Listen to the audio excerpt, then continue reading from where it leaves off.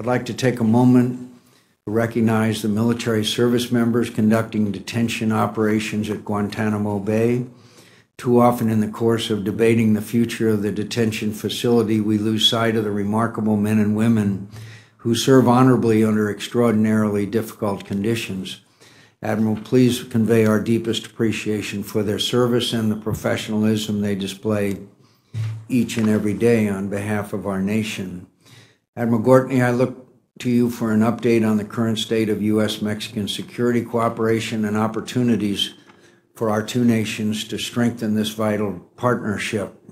While Mexico's efforts to combat transnational criminal organizations have resulted in notable successes by capturing or killing senior cartel leaders such as El Chapo, the security situation remains highly volatile and continues to directly impact the security of our southern border. Heroin, largely produced in Mexico, continues to ravage communities all across the nation and demands a renewed effort to combat this scourge both in our seats and also at its source. I also look forward to your assessment of the increasing threat posed to the homeland by the development of advanced missiles capable of carrying nuclear payloads by Russia, Iran, and North Korea.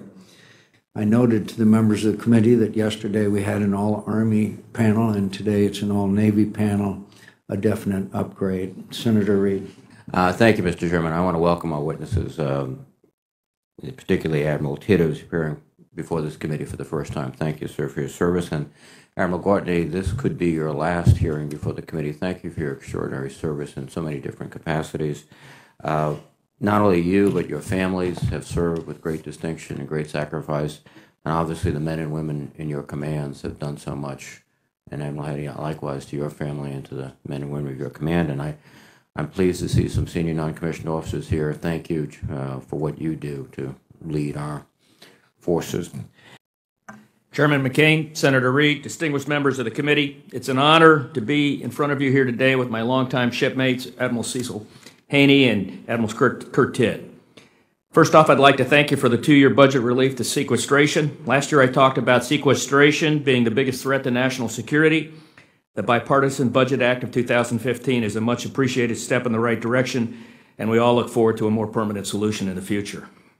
I also appreciate the time many of you have spent with me over the past 2 weeks, and from our discussions, I believe our time is best spent if I quickly summarize the range of significant threats to the homeland. Because I agree with D.N.I. Clapper when he told your committee last month, unpredictable instability has become the new normal. And I look at threats to the homeland from those most dangerous to most likely. On the most dangerous, the nation states, Russia, China, North Korea, where the peninsula is more unstable than it's ever been since the armistice, and of course Iran. Non-state actors, Daesh, and then in the future, whatever adaptation Daesh will morph into. And then transnational organized crime, who move product, drugs, humans, weapons, or anything that will make them a profit, exploiting the many seams between the nations in North, Central, and South America, the seams between the many agencies of the governments of those nations, the seams created by the inadequate authorities, resources, and training of many of those agencies in those nations, and yes, the seams created by the geographic boundaries of our combatant command structure, seams for which Kurt Tidd and I are accountable to close while we work the military-to-military effort of our nation's whole-of-government approach to the many shared challenges within North, Central, and South America. The number one priority of the Department and NORAD and NORTHCOM is Homeland Defense. It's a no-fail mission, and it's just as important today as when NORAD and NORTHCOM were established. With one single commander responsible for the defense of our homeland through the many domains of air, space, maritime, land, and cyber, although within cyber, our responsibility extends only as far as defending our own networks. Today's evolving and resurgent threats are a function of the return to great power competition and the continuing global terrorist threat. And these threats create vulnerabilities best mitigated through an integrated and binational approach across the multiple domains, which requires a fully integrated defense in the air, space, sea, and land domains. As a result, together, NORAD and NORTHCOM have evolved well past our Cold War and 9/11 origins and are today inseparable. We defend the homelands in the air through NORAD and the remaining domains through NORTHCOM, facing the traditional and non-traditional threats in our assigned battle space. and NORAD and NORTHCOM work seamlessly together in defense of our homeland. We're focused on complete unity of command and unity of effort. We are two commands, but a single, fully integrated headquarters, organized and trained to face the diverse array of evolving threats to our nation's security. Outside the traditional military threat, and again created by the return of great power competition, is the non-traditional threat to the homeland. To counter this threat, I'm a supporting commander to the Department of Homeland Security, the Department of Justice, and the many law enforcement agencies engaged in this crucial fight.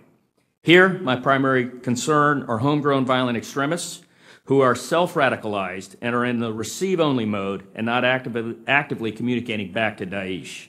These extremists are targeting soft Department of Defense personnel and facilities and our own fellow citizens. And this is what occurred in Chattanooga on a DoD facility and in San Bernardino against our nation's civilian population. As the commander accountable for setting the force protection condition of DoD facilities in the continental United States, we at NORTHCOM work closely with the Army, Navy, Air Force, and Marine Corps in order to balance the enduring nature of this threat with the service's ability to complete the many missions they have here in the homeland. In closing, I want to mention our homeland partnerships that enable our success. We partner continuously with the numerous interagency components of the government. These include the National Guard, both airmen and soldiers, the intelligence community, law enforcement agencies, and our closest mission partner, the Department of Homeland Security. Our mission partners maintain nearly 60 liaison officers in our headquarters, and these patriots are fully embedded into our ops and our intel organization. Building partnership capacity within the homeland is absolutely vital to our mission. At NORTHCOM, 70% of our major exercise, and this is nearly 200 each year, are focused on our mission partners as the primary target audience of the exercise programs. We call this theater security cooperation within the homeland. And this is NORTHCOM supporting our mission partners and our mission partners supporting us, which is why we view these homeland partnerships as our center of gravity, as they're critical to the success across all of our assigned mission areas. Thank you for giving me the opportunity to speak, and I welcome your questions. Admiral Gortney, it's been described by many governors and law enforcement individuals in the Northeast and the Midwest that the drug overdose deaths of manufactured heroin is now, in the view of some governors, a, quote, epidemic. That is now being brought to my attention and many, many others, particularly those who represent these states. How's it getting in? It's coming through the traditional legal border crossings in very small quantities. By individuals or vehicles or both? Or Both, sir. By very small quantities because of the profit margin. I was just down at the San Diego-Tijuana border crossing, an immense challenge, separating the legal versus the illegal activity that comes across the border, and how the technology is that our Custom and Border Patrol and Immigration are using is being circumvented by a very adaptable enemy. What do we need to do? Well, two things, sir. We need to work on the technologies that allow us to detect this. We need to work at the root cause within Mexico in the case of the poppy production and the eradication of the poppies, and we'd work with Sedena and Samar on that in our mill-to-mill responsibilities, as well as working with our partners north of the border. We do that through JTF North, helping them improve our mission partners improve their capability and capacity. Should we expect more of the Mexican government? I would think yes, sir, we do need to expect more of the Mexican government and all of the agencies within the Mexican government. The manufactured heroin is much easier than cultivated heroin.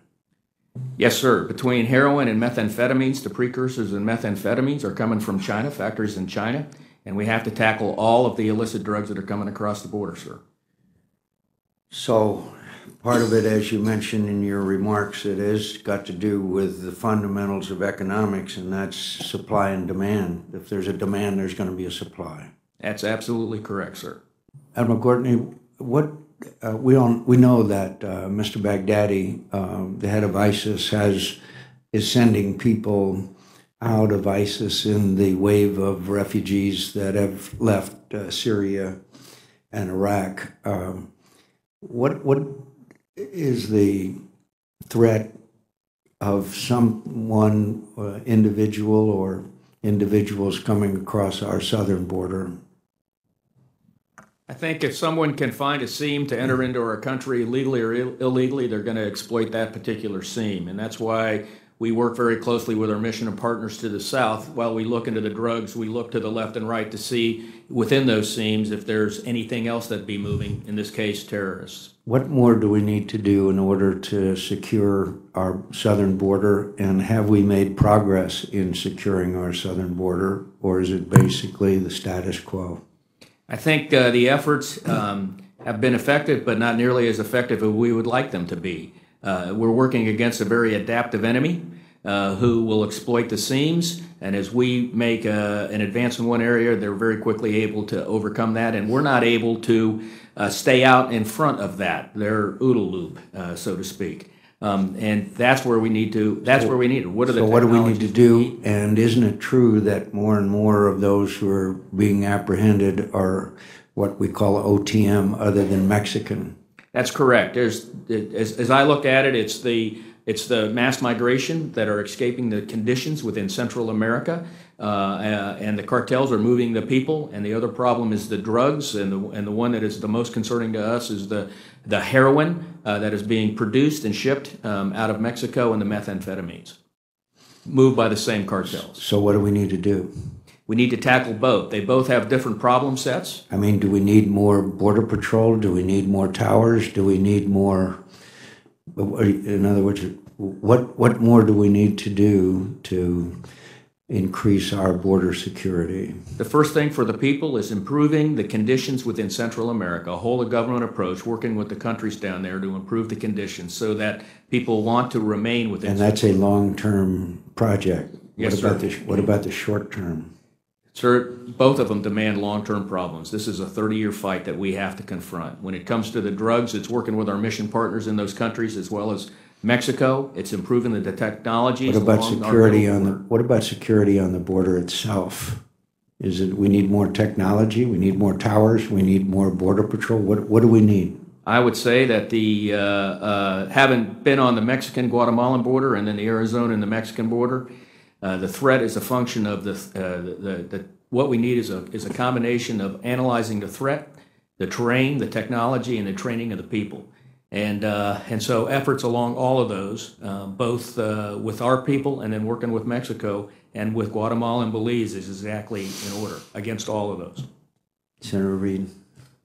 Admiral Gortney, you have many responsibilities, as you've indicated in your testimony in your response to the chairman. One issue, though, is missile defense, national missile defense. Can you give us an update on the long-range discrimination radar? How is it going? And also, generally, our posture when it comes to missile defense. We're on track with long-range discriminating radar and the necessary investments to keep our ballistic missile defense architecture to make it the very best we can and to improve it. We want to thank the members of Congress for those investments. So we're in good shape there, sir. We're on path to have 44 interceptors in the ground by the end of 2017, 40 in the great state of Alaska and 4 in California. Also, we thank you for the investments to help us get on the correct side of the cost curve, because right now we're on the wrong side of the cost curve, both in theater ballistic missile defense and intercontinental ballistic missile defense against rogue nations. And so Admiral Jim Searing at MDA and I asked for those investments in the research and development to help us get on the correct side of the cost curve, and they're in the budget, and we thank you for that. And those that pay out, we'll be coming to you and asking if to put those into production once we understand what they do.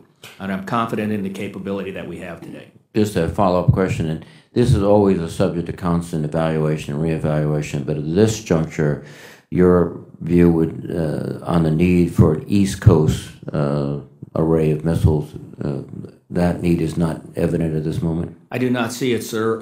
If the threat manifested itself from Iran today, I have the ability to engage it today. And so if I had $1 to invest, I'd put it to where we could engage in those capabilities that get us on the correct side of the cost curve. And those capabilities will work both for theater ballistic missile defense, for our service members and their families overseas, as well as ballistic missile defense for here in the homeland. Thank you, Mr. Chairman.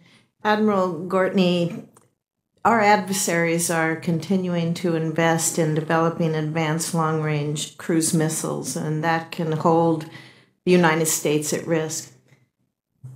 I think we have really thin defenses against those. Can you talk a little bit about the JLINS program and what role this plays in defending the United States against a cruise missile attack? Yes, ma'am. The three types of missiles we worry about, the third one is the cruise missile attack. The Russians are employing these cruise missiles in Syria today, both from bombers, ships, and submarines. When there's no operational or tactical requirement in the battlefield to do it, they're messaging us that they have this capability, and those missiles can have mated either a conventional or a nuclear tipped warhead. In order to defeat this threat, I've been defending against them since I was a Lieutenant JG, and I've shot over 1,300 of them. If you want to defeat this threat, you have to be able to detect it. In order to do that, you need an array, a radar that is above the horizon. And that can come in many forms. It can be the AWACS, it can be the E-2 Hawkeye for the Navy, or it can be JLINS. And what it does for us here in the National Capital Region as we're executing our test is putting this array up, and it fills a gap. At the classified level, I can't say in this forum, it fills a capability gap that I do not have today. And so we look forward to restarting the JLINS program after the very unfortunate mishap that we have. We understand what happened. We put in place the mitigation efforts, and we look forward to completing it because should it bear out, it fills a gap that I do not have today against this particular threat. Thank you, sir. Thank you, Mr. Chairman. Thank you all for your service and for being here today. I think, Admiral Tidd, if I can, you're talking about the drugs coming in this and that. So if you were going to rate, and I've just heard a couple of statistics, but how the drugs are getting here, most predominantly, by air, sea, over ground, or through tunnels? I would defer to Admiral Gortney to talk how they actually get across the U.S. border into the United States. But as they go through the Southcom region, they go by air and by sea. Okay. And then over land of Central America. How do they get into the United States border?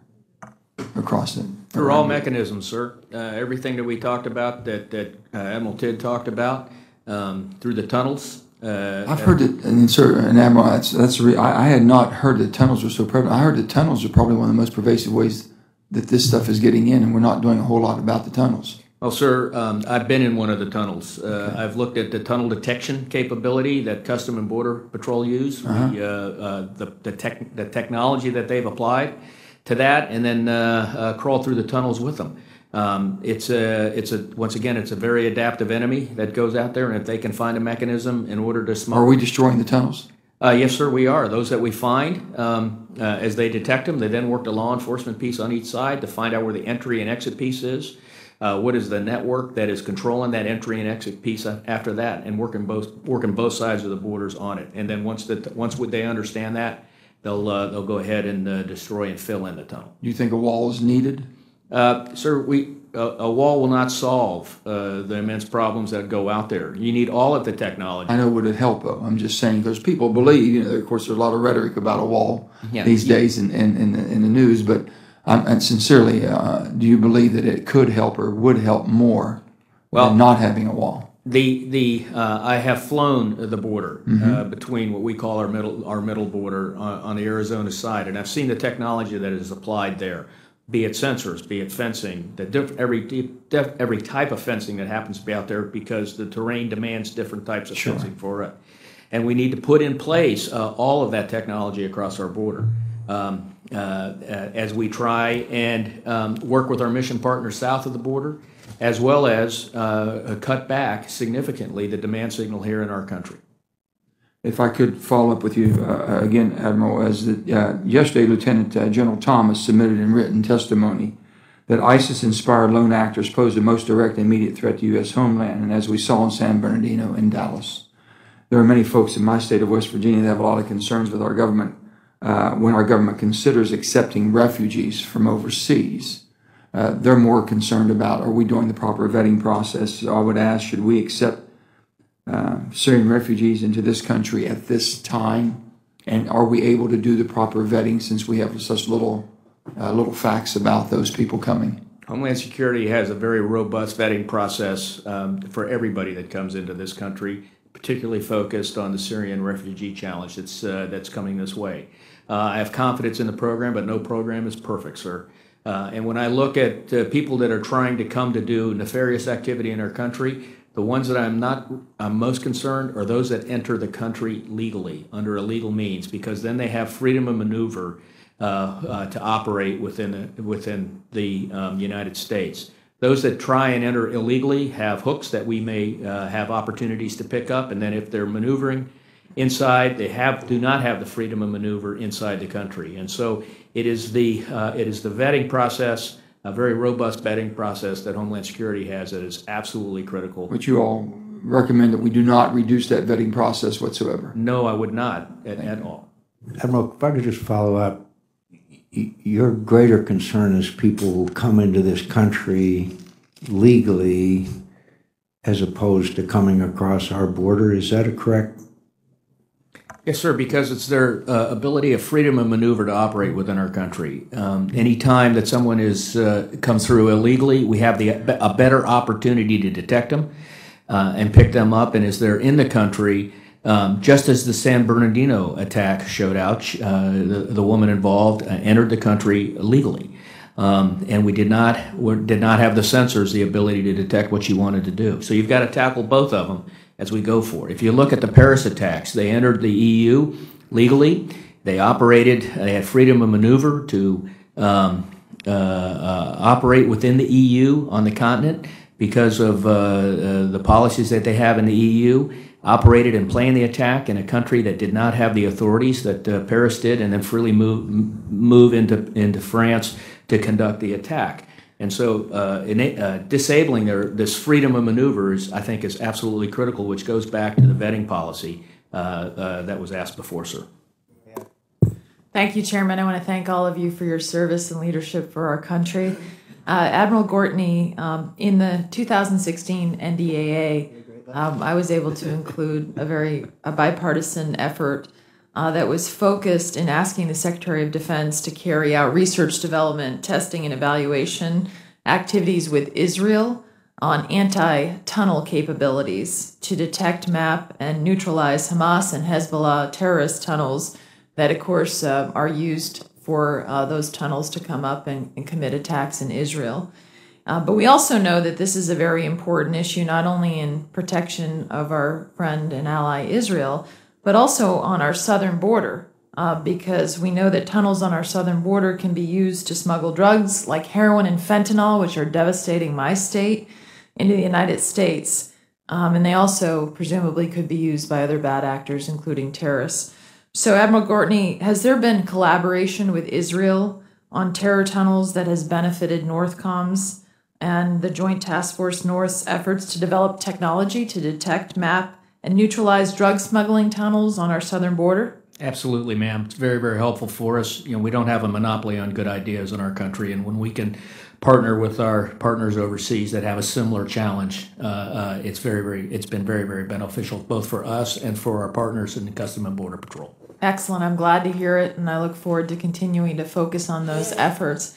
How much of this is an issue as we look at in New Hampshire, we had a record number of drug overdose deaths this year from heroin and fentanyl, 420. It's been devastating. In fact, right now on the Senate floor, we have the Comprehensive Addiction and Recovery Act, which is focused on, obviously, on the prevention, the treatment, and support for our first responders so that they can help bring people back from drug overdoses. But thinking about the interdiction piece, what's happening over our southern border on this issue? And this is something I've raised also with Secretary Johnson.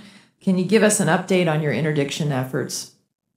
Yes, ma'am. Our interdiction efforts, we work both sides of our middle border. And north of our border, we do the Department of Defense support with our mission partners through JTF North. You know, just last year was a $10.7 million program that we were given for JTF North, and they assisted in taking $436 million of drugs off the street with our mission partners. We used the services in order to do that. In a 30-day period, over one stretch of territory that Customs and Border Patrol was asking us to take a look at, they were able to interdict 1 pound of marijuana and only one trafficker. We put United States Marine Corps ground sensor platoon, who are in their training in order to deploy, and in another 30-day period over that same terrain, they were able to pull up 1,200 pounds of marijuana and 75 traffickers. So being able to assist with them is absolutely critical for that. What are you seeing on heroin and fentanyl? Heroin and fentanyl are coming through our normal passages, the legal entry control points across our border. Heroin predominantly through the San Diego passage, San Diego passage. Very, very small shipments, which is very, very difficult for our partners to be able to detect with the technology that they have today. What more could we do to assist you to give you some more technological tools or personnel to try to address this? Because what's happening in New Hampshire and across the country is the price of heroin and fentanyl, of course, have gone down dramatically, and you got people $10 a pop in any and so they're going from prescription drugs, unfortunately, to heroin, and people are dying. That's correct. Everywhere, ma'am. We have to tackle this from both sides of the problem. Where our mission partners, what do our mission partners need in the capabilities to detect? Improvements with all of our whole government approach with Mexico and Central and South America, and I'm responsible for the Mexican piece of the mill-to-mill piece. And then we have to work on the demand signal. And sir, I want Senator Donnelly, with your anti-opioid bill that goes to the floor today, absolutely critical. We look at this, the three of us look at this through not only military officers that are tasked to defend the nation and what we can do in order to do that, but we look at it as fathers and grandfathers as well. We have to go after the demand signal while we work the interdiction piece. Let me just thank Senator Donnelly, because this is something that he's been a great leader on, that we've worked together, and appreciate his efforts on this and focus on it, and others on this panel who have been working on it. I also wanted to ask Admiral Gortney, in your prepared statement, you said that you assess that Iran may be able to deploy an operational ICBM by 2020 if the regime chooses to. Well, we know in the last several days, first of all, we had a ballistic missile test in October, one in November, and in the last 2 days, we've had several ballistic missile tests from Iran. So can you give us a detail on that assessment? Obviously, they're testing this capacity, where they stand on this development. Yeah, none of their tests violate any of the agreements that are out there, but I think it's indicative of where their minds are. I don't see a change in their behavior. If they had the capability today, I have the ability to engage it today. And we watch very closely, and we thank the committee and all of Congress for the investments to allow us to be able to outpace that particular threat. Reading their intentions, I don't see a change from the Iranians' behavior. In other words, bad behavior. Yes, ma'am. Thank you. Thank you, Mr. Chairman, and I would like to thank Senator Ayotte. She's been a great partner in this effort to try to stop the flow of heroin. I know what a challenge it's been in New Hampshire and in my state, and we both worked in a real bipartisan way to try to get this done. She's been a great partner. The chairman mentioned at the beginning about the fact that this is an epidemic. I just want to tell you a little town in my state, Connorsville, Indiana, and it's a little southeast of Indy, and we've lost young person after young person after young person, older people too, to heroin deaths. $6 per is what is taken in terms of each time they use heroin. It's $6. And the extraordinary talent we're losing, the extraordinary family damage it causes, it takes your breath away, as all of you know. And in some of the saddest cases, they are vets. There are family in the military who this has happened to. And so we know we have a demand problem, and we're trying to get our hands around that and get it fixed. But as you look at this, how much is getting through that, that whether it's the heroin or the fentanyl or whatever, that you look and you go, of the percentage coming through, how much are we stopping?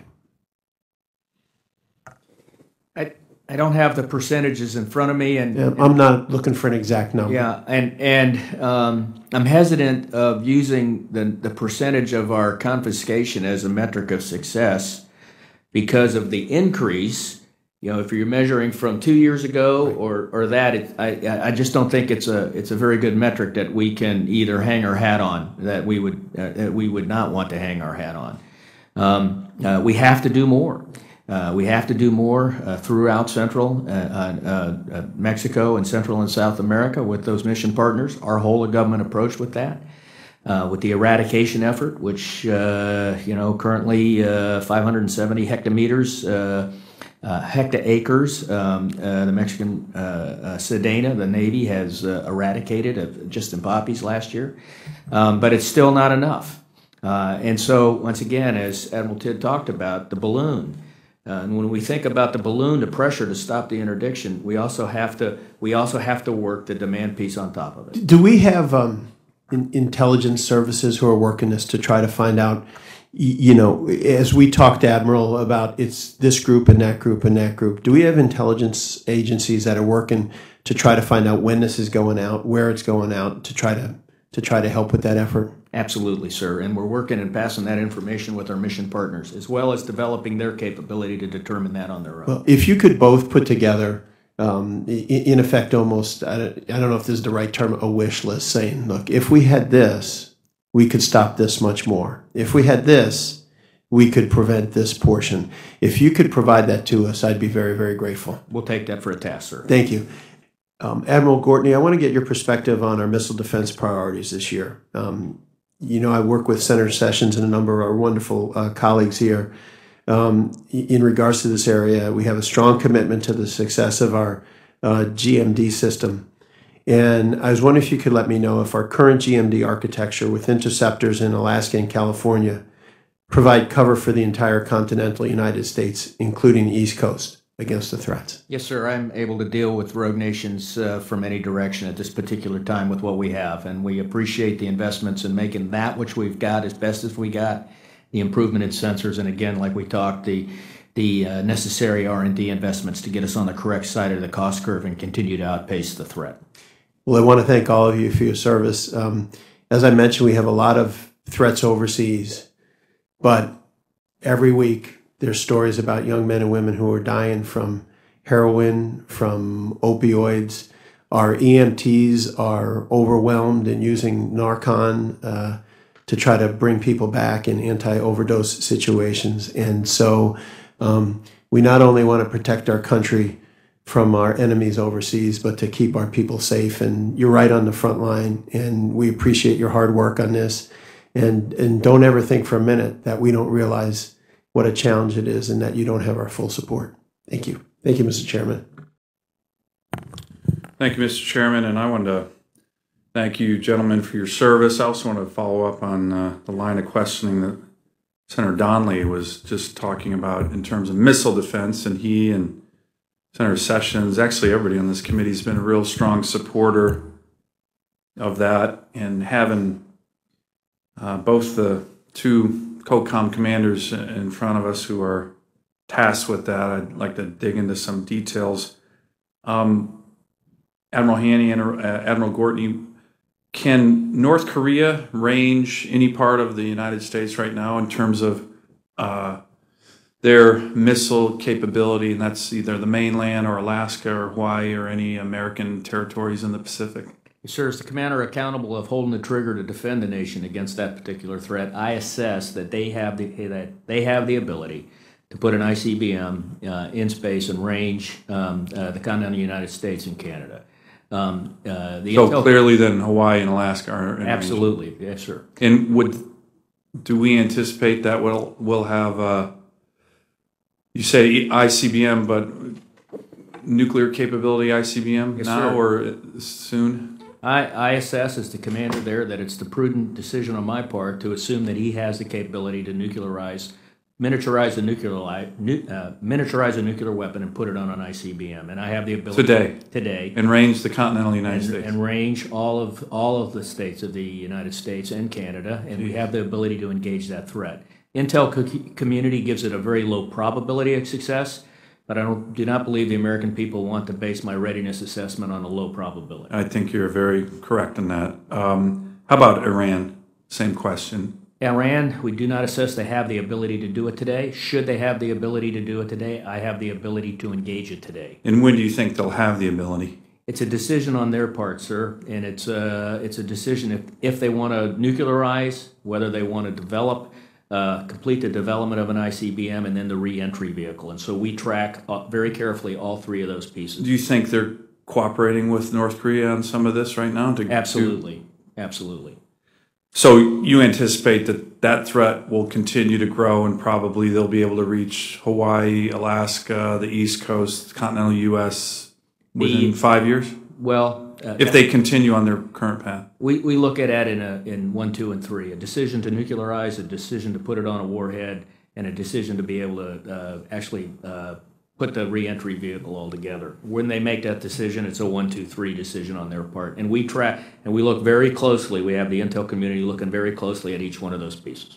So I've been supportive of the Department of Defense, Obama administration's missile defense budget, and you probably saw this committee's been very supportive of that. I've lately heard concerns that maybe in this year's budget there's not enough. Can you, either Admiral Haney or Admiral Gortney, can you talk about what you think in terms of, given these threats, which are quite significant, the role of Fort Greely, the role of our GBIs? Do we think we have enough right now? And importantly, do we have enough, particularly on the radar and ground-based interceptor element right now, but do we have enough to deal with the threat that certainly seems to be increasing? So does 41 do it, or should we anticipate having more, because it doesn't look like the Iranians or North Koreans are going to be standing down their missile capability anytime soon?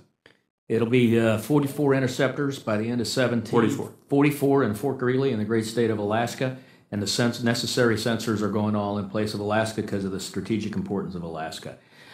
It's not going to be enough because it's not going to be able to outpace the threat in the number of raid counts, the number that can be shot at us as we project into the future. Which is why the investments that you all have supported in research and development are so important to get us on the correct side of the cost curve. Because on our current path, using the current technologies and one interceptor versus one warhead in mid-course is a failing proposition, because they can produce more than we can ever possibly afford to put in the ground. So do you anticipate in 5 to 10 years, as the threat grows, as the rogue nation missile capability increases, as the number of missiles they have increases, as their ability to nuclearize payloads, miniaturize the nuclear payloads increases, are we going to need more ground-based interceptors to keep up with that threat? We're going to need more capability to engage the threat throughout its flight. Keep them on the ground, kill them on the rails, kill them in boost phase, and then get more warheads in space in mid-course. We have to be able to engage it right now throughout the flight of the profile, not just in mid-course with one rocket against one very expensive rocket against another rocket. And in your professional military opinion, do we have enough? Is the current budget on these issues, given the threat, which you've just laid out, is quite significant, including North Korea being able to hit the continental United States, does the current budget, in your professional military opinion, have enough resources dedicated to missile defense to keep us safe now, and importantly, to keep up with this growing threat? Working very closely with Admiral Searing, who's in charge of developing this at the Missile Defense Agency. Last year's budget, we think, was adequate for us to improve what we have and invest in those technologies and see if those technologies will bear out to get us on the correct side of the cost curve and engage throughout the flight of these missiles. This year's budget? This year's budget, yes, sir. But should those technologies come forward, the budget's not enough to put those capabilities into production and deliver those capabilities. So once we prove, say, the laser technology that can hit there, multi-object kill vehicle technology that's out there, should those technologies bear out, and they are very, very promising, then we're going to be needing an increase in the budget to put those capabilities in place. Thank you. Thank you, Mr. Chairman. We've been talking a lot. I think the fact that practically every senator's asked questions about drugs is an indication of how serious this problem is in all of our states. And we've talked about the border. We've talked about maritime assets, ships, intelligence. But these drugs, you mentioned Colombia, Mexico, are grown in great big fields. What effort is being made with these other countries to put a stop to that? I mean, if somebody in Iowa was growing 100 acres of poppies and turning it into heroin, I think we'd do something about it. Is there any effort made in terms of our relationship with these so-called partner countries to control the production of this stuff? Admiral Titt? Well, I'll start on that one. Senator, yes, Colombia has made some very significant efforts. I think you're familiar with their aerial eradication program. But haven't they backed off that recently? That is correct. And as they have negotiated the peace accord, one of the conditions of that peace accord included stopping the aerial eradication program and now going in for manual eradication. One of the challenges with manual eradication, they have to be able to put their military forces into and control the territory that right now has been denied territory to them. So that's going to be one of the reasons they're going to be facing some very stiff fights, even as the peace accord, if signed, comes into effect, because they will be going up against narco traffickers who control that land, as well as the actual growers, the peasants themselves. This is their source of livelihood, and they are going to be giving up that source of livelihood. So it'll be a source of livelihood, fight. but it's a source of death up here. Absolutely. And I don't understand calling somebody an ally and having them produce these death-dealing substances. Same question about Mexico, Admiral Gortney. Yes, sir. The in the crop eradication, just Sedena alone, their Navy and Marine Corps, about 270,000 hectaacres and 500 of marijuana and 570,000 hectaacres of poppy, and it's not nearly enough. As a result, they've just purchased more helicopters, a little bit cheaper than they being the Mexicans, Sedena and Samar, to increase that poppy eradication effort. As well as the other internal security challenges that they're confronting as they're working their way against the cartels. Changing the subject, Admiral Gortney, you have jurisdiction over the Arctic, or at least a significant part of it. The administration proposed this year, and I support the proposal for the beginning, a down payment, if you will, on a new icebreaker. That's good. The problem is that icebreaker will really replace what we have. It doesn't increase our capacity. Isn't it true that we really need more icebreaker capacity as the Arctic begins to open up for trade and development and transport? Well, speaking for my closest mission partner, other maritime partner, which is the United States Coast Guard, I would agree with them that they do need more icebreaker, more capacity and capability out there.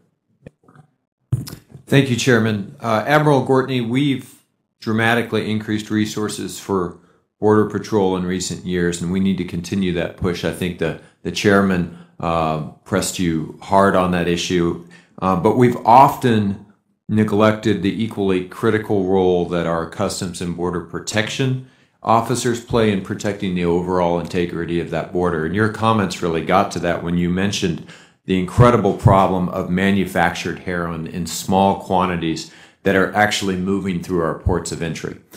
Should we be resourcing those ports of entry as seriously as we resource the border overall? And for some of our colleagues who don't come from border states, it's just important to remember that we have Border Patrol agents, the guys in the green uniforms who are out there all along the border from east to west.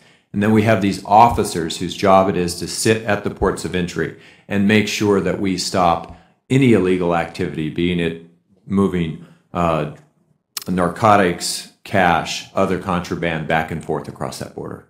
Yes, sir. We need to invest for all of them. When I was at the port of entry there in San Diego, I was extremely impressed with the dedication of the patriots that are doing a very, very difficult task. Their motivation, their training, their professionalism, confronting an immense challenge, and anything we can do to increase their capacity and their capability, this nation needs to invest in. On behalf of Chairman McCain, Senator Graham, please. Thank you all, Admiral. I'd say that to everybody. The Navy's doing well with these commands. Have any of you served in Iraq or Afghanistan? Admiral Gortney and Admiral Titt.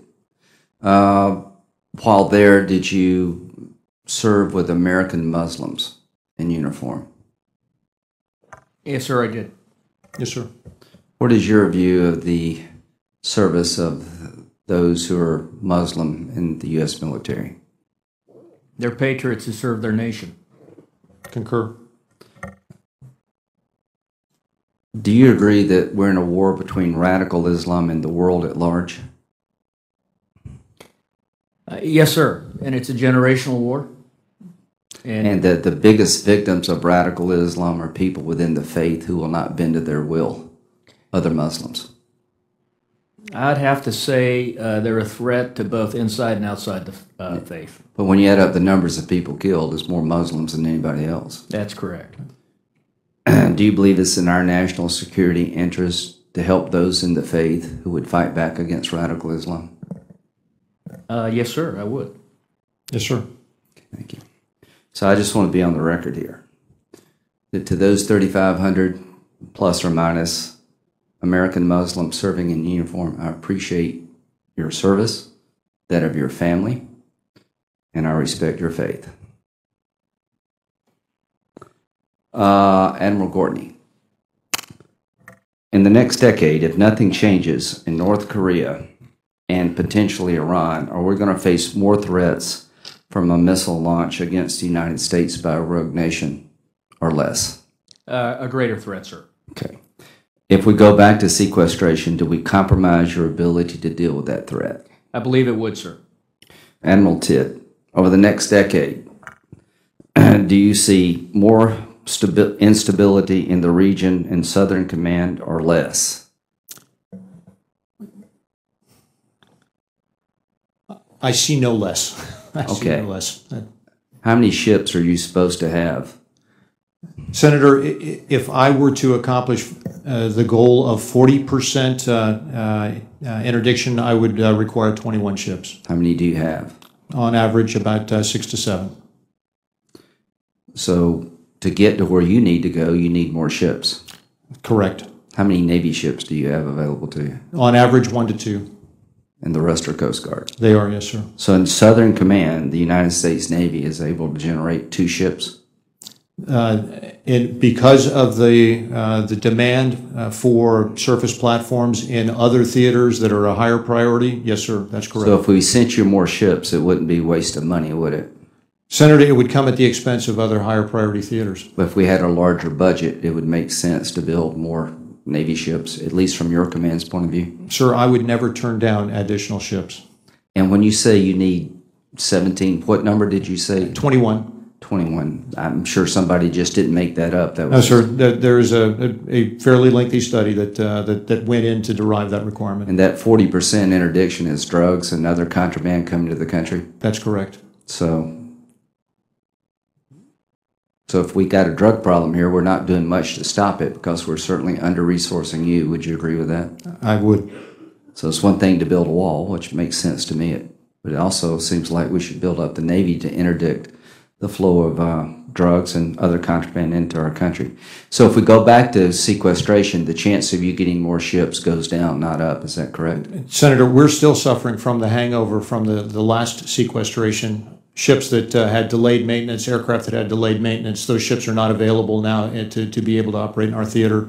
Any future sequestration would be catastrophic. Admiral Haney, in your lane, what's the effect of going back to sequestration from your point of view? From my point of view, going back to sequestration would be crippling in that it would put significant risk of these programs that we need for our joint military force as a whole, and particularly these long-term programs that are associated with my mission space. Thank you all for your service. Thank you, Senator Graham. On behalf of Chairman McCain, thank you, gentlemen, for your testimony and for your service, and the hearing is adjourned.